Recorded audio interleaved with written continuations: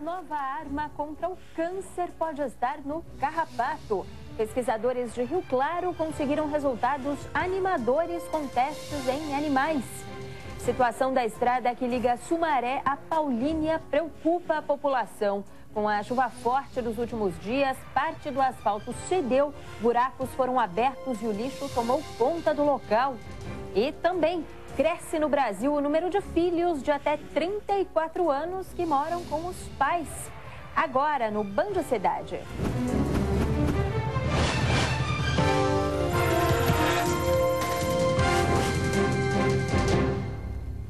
Boa noite.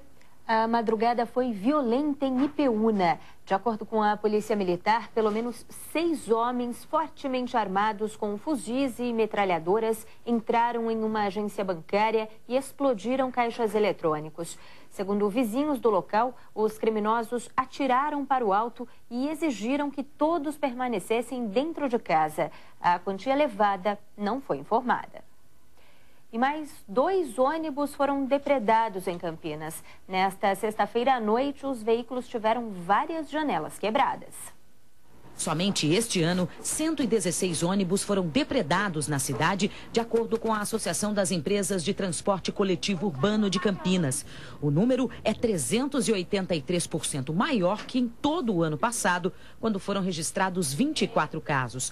O prejuízo beira os R$2 milhões, dinheiro suficiente para adquirir 6 veículos novos para atender a população. Um dos casos, em outubro deste ano, fez com que a empresa retirasse 43 ônibus de circulação depois de ameaças de ataques. O episódio aconteceu em frente ao terminal Itajaí.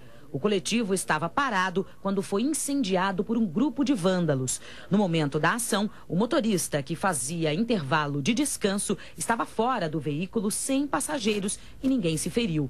As depredações não aconteceram apenas como forma de vandalismo. Em julho, outro veículo da mesma empresa foi incendiado. Os autores do crime afirmaram para o motorista que a ação era uma retaliação pela morte de um traficante na semana anterior. Em abril, outro caso aconteceu depois da morte de 2 bandidos. E no começo do ano, 3 ônibus foram queimados depois de uma chacina.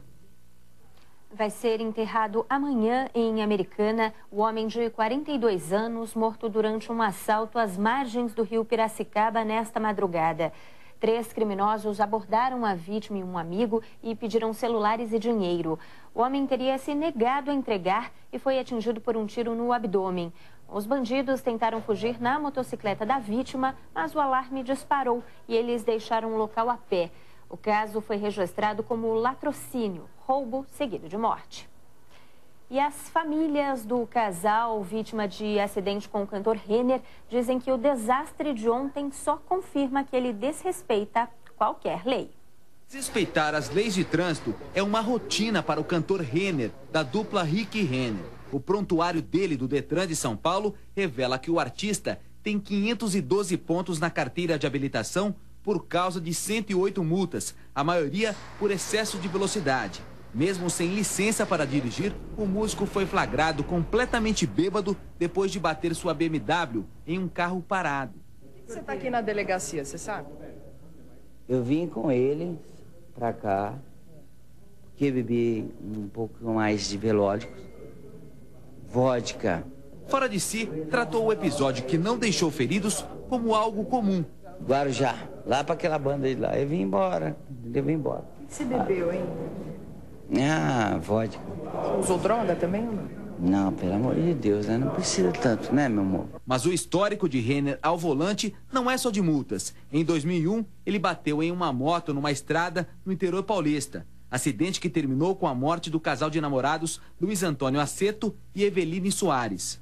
O sertanejo dirigia naquele sentido a quase 160 km por hora quando perdeu o controle do carro, atravessou a pista e atingiu a moto neste exato ponto.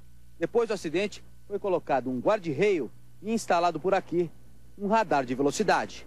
Essa família espera por justiça há 13 anos. Quanto ao Renner, ele simplesmente destruiu a nossa vida.